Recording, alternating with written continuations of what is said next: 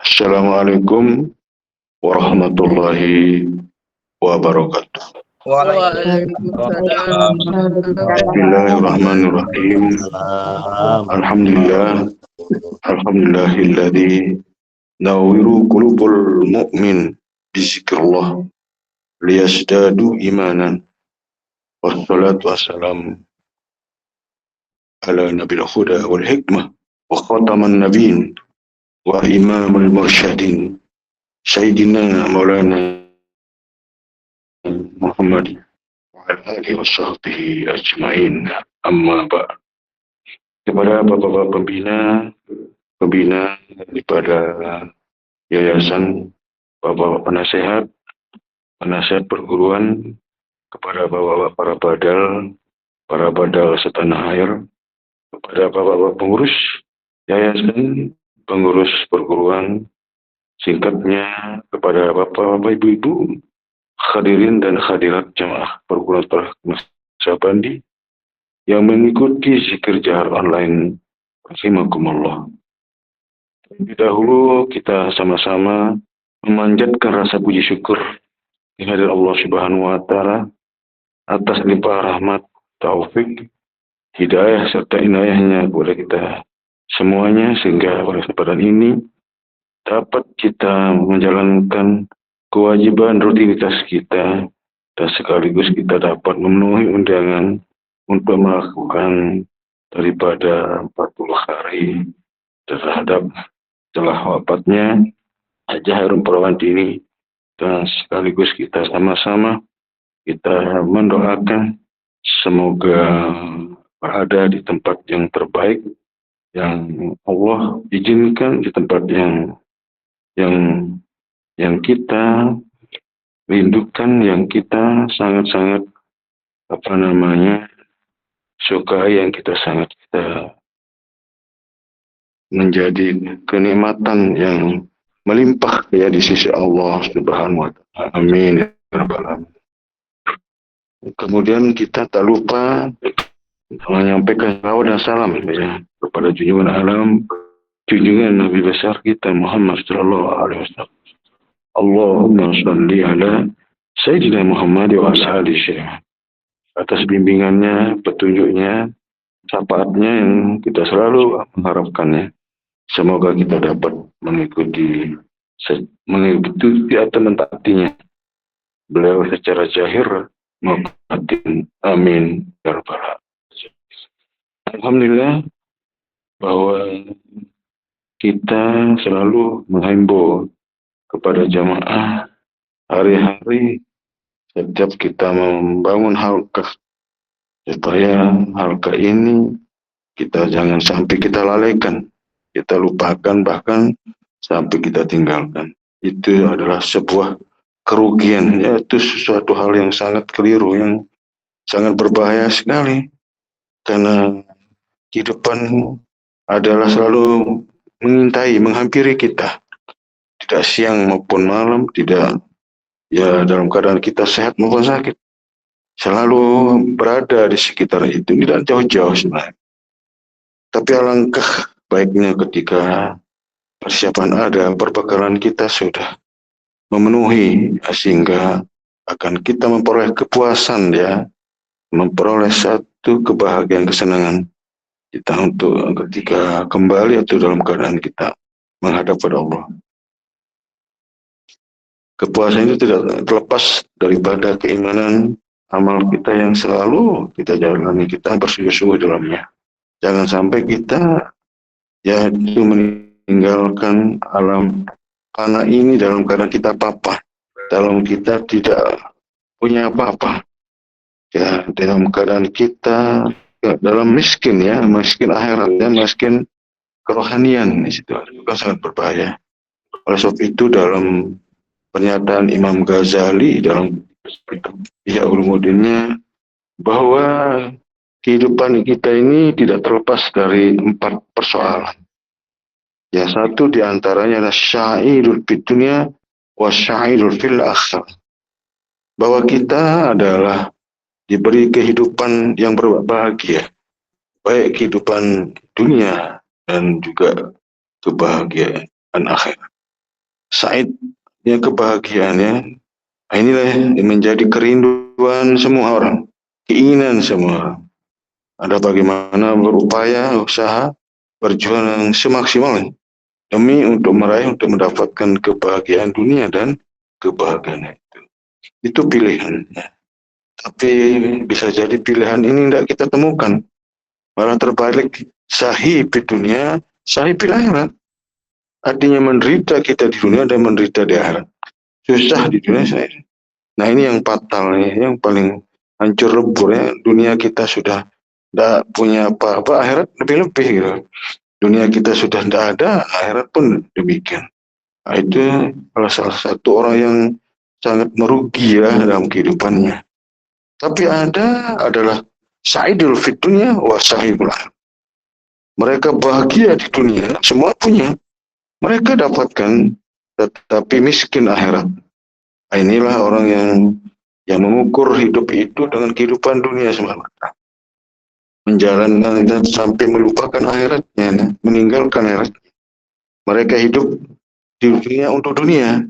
Nah, sesungguhnya kita sebenarnya di dunia ini dijadikan sebagai sarana untuk akhirat, tapi yang terbalik, dari dunia untuk dunia. Nah, inilah yang dikatakan bahagia di dunia, tapi sengsara dia.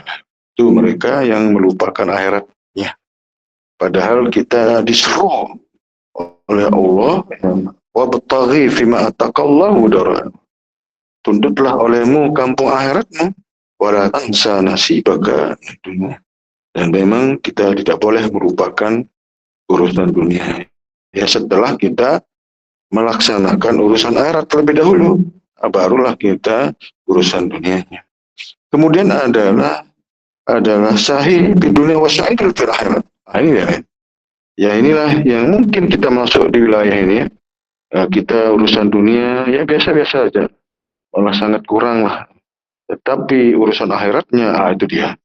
Kita benar-benar kita berupaya semangat, betul bersungguh-sungguh di dalamnya.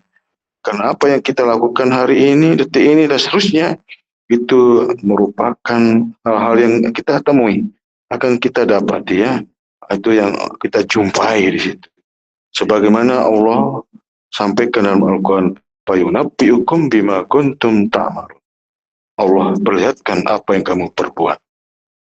Kita melakukan sesuatu hal yang baik, walaupun itu sedikit ya kita akan temui. Dan sebaliknya ya. Bahkan dalam kehidupan dunia ini justru berbagai macam persoalan ya yang kita hadapi. Tapi biarkanlah itu berlalu.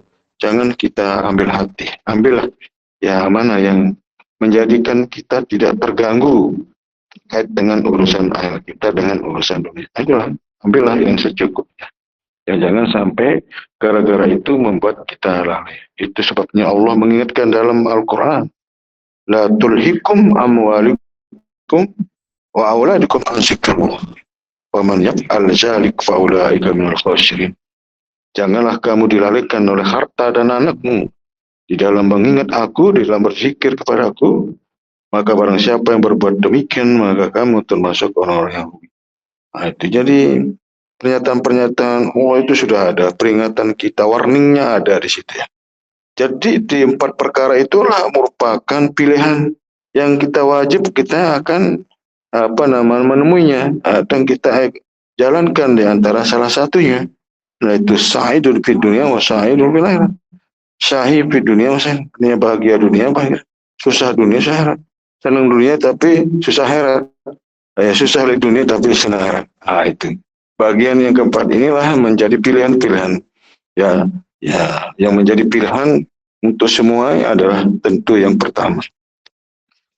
Tapi kalau tidak kita raih yang pertama, minimal adalah sa'idul fil akhirat.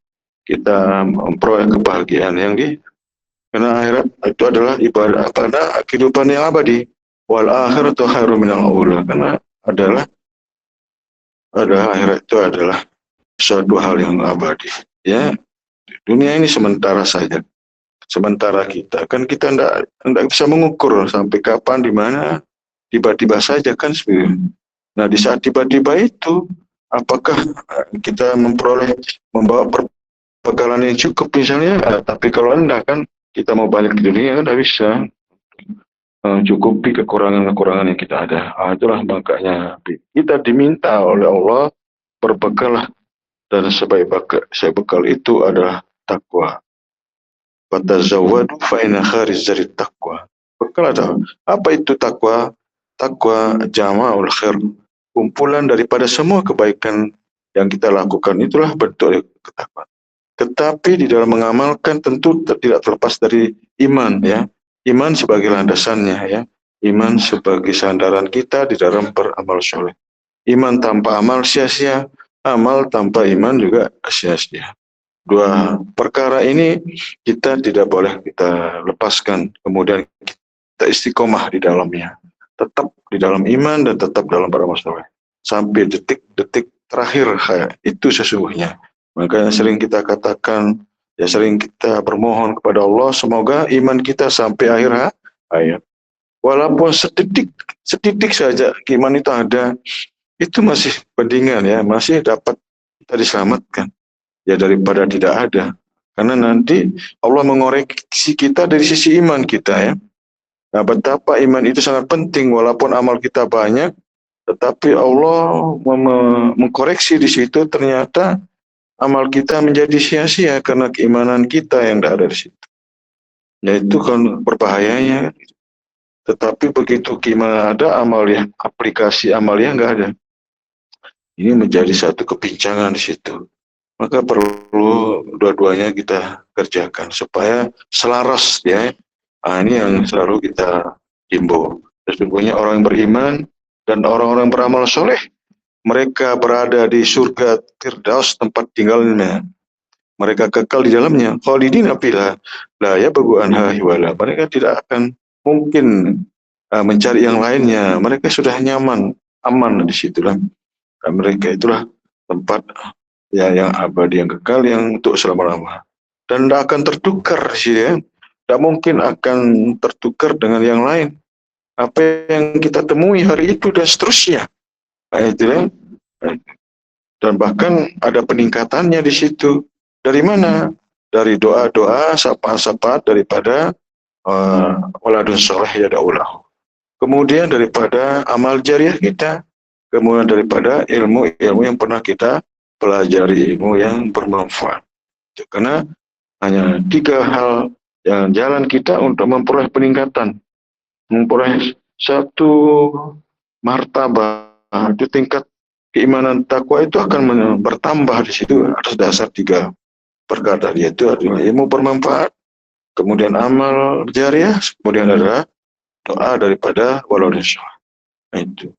Jadi ketika ada punya anak soleh, inilah yang akan memahami nanti bagaimana mengajikan orang tuanya, mewakafkan orang tuanya, bagaimana dia harus untuk untuk sedekahkan daripada kan itu kan atas nama orang tua, membadalkan, memurahkan dan sebagainya. Itulah hebatnya anak yang soleh itu, bisa mencakup yang ketiga-tiganya itu kan. Itu luar biasanya. Tapi kalau enggak, ya putus sampai di situ aja. Ya, itu zaman penuh Adam inqata'ah amaluhu. Putuslah peramalan kitanya, semata-mata kita peroleh dari apa yang kita perjuangkan sebelumnya, kan gitu. Kalau ada jalannya itu, ya. Itu sebabnya kita terus berupaya semaksimalnya sebagai ada jalan untuk mendapatkan sebuah, artinya, derajat yang baik, yang mulia di sisi Allah. Allah meninggikan derajat seseorang atas dasar ilmu amalnya, ya. Nah, itu dengan segala apa yang kita lakukan dari pribadi-pribadi maupun daripada anak yang soleh sebagai jalannya, ya. Nah, itu jadi luar biasa sebenarnya, ya. Terlebih-lebih di dalam wadah kita ini di perguruan Thariqat Naksabandi yang selalu kita didoakan atas nama ibu, bapak, Syarikul Warisi dan Syarikul Jamaah. Bayangkan enggak itu. Jadi kalau hitungan-hitungan materi udah sangat melimpah sekali. Itulah membuat mereka menyampaikan salam, ya, rasa syukur, rasa berterima kasih kepada keluarga-keluarga yang masih hidup. Itu sebenarnya. Nah, itulah yang sampaikan salam-salam ya daripada mursyid, daripada orang tua kita itu luar biasa. Itu kita diingatkan ketika ada satu kelalaian misalnya, ada sesuatu hal yang keliru misalnya diingatkan gitu. Ada hal yang tidak boleh kita lakukan di situ. Nah, itu sehingga kita ditahu apa hal mana yang kita lakukan dalam kehidupan di dunia ini. Karena diizinkan oleh Allah melihat apa yang kita perbuat, tapi kita hanya sedikit sekali yang Allah izinkan terhadap mereka apa yang keberadaan mereka di situ. Nah ini kan karena persoalan alam barzah ini kan tidak bisa dilihat ya oleh mata zahir kecuali mata batin, maka ada istilahnya buka hijab ya. Nah, dibukakan dinding kita batas ya, sehingga kita bisa terlihatkan ya, bisa kita dapat menemuinya di situ ya. Nah, itu yang luar makanya sehingga sampailah ada salam ya. Nah, jadi itulah yang Allah maksudkan la kasaba fuada mar'a, tidak berdosa apa yang dilihat oleh mata hati, mata batin, mata basirah ya.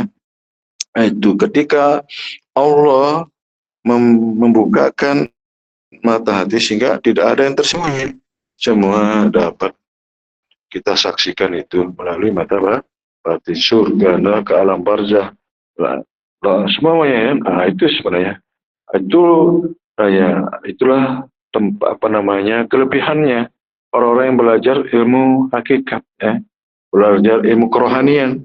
Nah, kita sudah dijelaskan bagaimana kerohanian untuk mencapai perkara ketuhanan yang baik dan benar ya. Ya, tidak mungkin lewat pengetahuan zahir ya, pengetahuan syariat ya.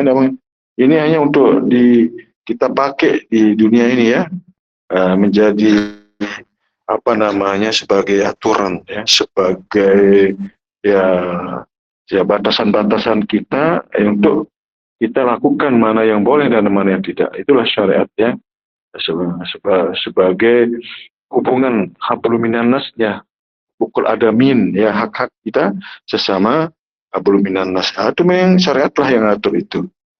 Mana hal-hal yang boleh, mana yang tidak. Itu kan luar biasa. Begitu luas, begitu teraturnya, begitu apa rumitnya di situ, sehingga muncullah berbagai perbedaan-perbedaan di situ. Bayangkan enggak ya? Ya disitulah menimbulkan berbagai perbedaan karena sudut pandang mereka yang berbeda, cara memahami, menafsirkan sebuah dalil-dalil yang mereka pelajari di situ. Itu dari sisi luar saja sudah seperti itu. Bagaimana ke dalamnya? Itu perkara yang sangat rumit. Oleh sebab itu sampai sekarang ini tidak menemui. Itu banyak. Dengan mengakhiri kajian itu Allah yang mengetahui, Allah yang lebih tahu dan sebagainya. Padahal Allah disuruh kita untuk cari tahu gitu. Tanyalah ke ahlinya kalau kita tidak tahu. Memang harus kita tahu ya sebenarnya, jangan kita menyandarkan begitu kita tidak tahu lantas kembalikan segala sesuatu itu kepada Allah. Itu namanya orang berputus asa. Sama artinya kita belum dapat jodoh, dapat rezeki, dapat apa yang kita harapkan, terus perjuangkan itu ya. Niscaya Allah berikan ya, orang bersungguh-sungguh masih dapat manjada wajada, masih ketemu. Itu makanya pernyataan Allah, pernyataan Nabi, jangan berputus asa dari rahmat gitu kan. Nah, itu jadi ada ruang, ada kesempatan, ada waktu di situ. Nah, itu jadi jangan kita begitu sekali, dua kali, tiga kali. Kalau kita melihat mereka orang-orang yang sukses, itu bukan sekali dua kali, ratusan bahkan ribuan kali. Itu tadriban, mencoba dan mencoba. Eksperimennya udah berkali-kali baru jadi itu. Bayangkan enggak? Sama halnya juga proses kejadian manusia ini itu sangat langka ya, sangat berat itu. Coba bayangkan kalau kita melihat dari bagaimana unsur manusia diciptakan dari satu dibelah dua jadi empat terus sampai ribuan sel, bahkan sampai miliaran. Cuma yang jadi hanya satu, dua belum itu nasib baik, apalagi yang keempat seterusnya kan gitu. Itu artinya bahwa memang kita ditakdirkan dalam upaya kita ada ya berjuang di situ ya. Nah, itu jangan bersusah. Karena proses kita ada itu dalam perjuangan yang maksimal ya. Baru kita bisa menjadi orang yang baik, yang unggul di situ ya. Manusia yang jadi ini sebenarnya adalah orang yang unggul sebenarnya. Tapi begitu sudah menjadi manusia yang unggul, yang sempurna, begitu terkecohkan kita, terganggu kita, ya keimanan kita oleh makhluk-makhluk yang Allah ciptakan sebagai pengganggu manusia. Manusia itulah iblis, setan itu sebenarnya. Dan memang Allah izinkan dia, ya minta izin supaya umur dipanjangkan, minta izin supaya mereka mengganggu orang-orang beriman. Allah berikan, bayangkan enggak ya? Itu jangan kita apa namanya bahwa kita ini tidak terganggu dalam hal seperti terganggu juga ya. Itu ya sepanjang kita menjadi manusia masih ada titik kelemahannya, kekurangannya di situ.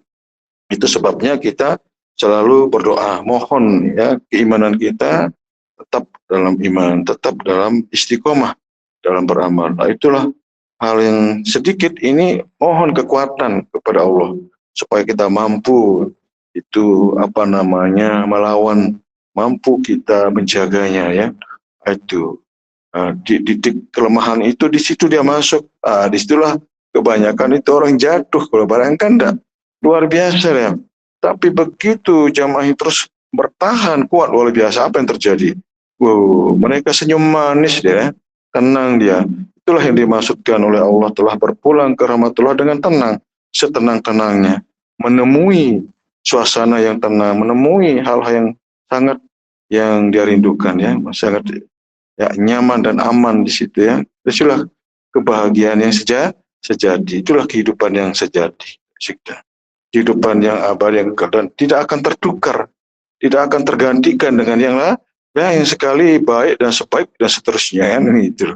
Tapi sekali tidak baik dan tidak baik seterusnya. Dan itu dirasakan dalam waktu yang panjang ya. Wah, itu kapan tertukar, kapan bisa ya tertukar dengan yang baik kalau kita berada di posisi yang tidak baik kan itu sangat menyedihkan sekali itu. Nah, itu sebabnya bagi orang yang kasab itu diperdengarkan ya teriakannya, kesedihan mereka ya, kesusahan mereka, mereka yang ada di alam ruh, alam barzah atau alam rahasia atau alam penantian atau dikenal dengan alam kubur, bukan kuburan ya, alam kubur. Itulah tempat ruh-ruh kita. Apakah kita ada di iliin atau pisijin?